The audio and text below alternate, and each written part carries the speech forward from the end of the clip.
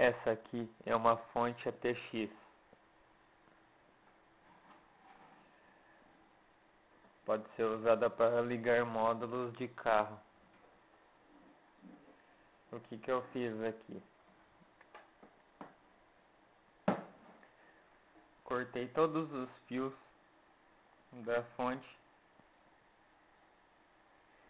e só separei os amarelos e os pretos. O fio da fonte ATX, o da cor verde, eu separei um verde e o preto, que é para você ligar a fonte ATX. Coloquei esse botão aqui, ó. Daqui você vai dar início à partida da fonte. E aqui são somente os amarelos e o preto. Eu coloquei esse plug aqui para poder melhorar o jeito de encaixar os outros fios.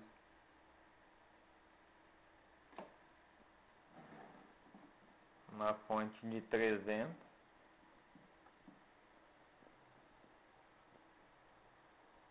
Não vai dar para ver porque é muito pequena a letra.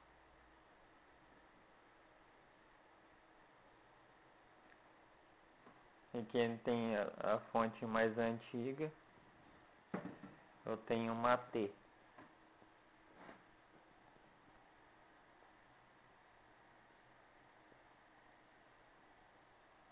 Que eu estou utilizando nas ventoinhas ali para fazer um ventinho aqui. Aqui é o botão dela.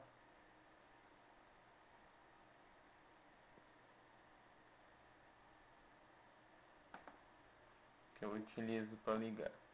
Serve também para ligar módulo.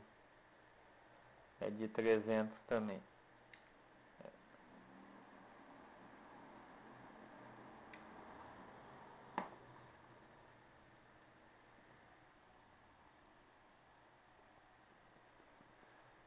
Também somente está ligado os amarelos e o preto.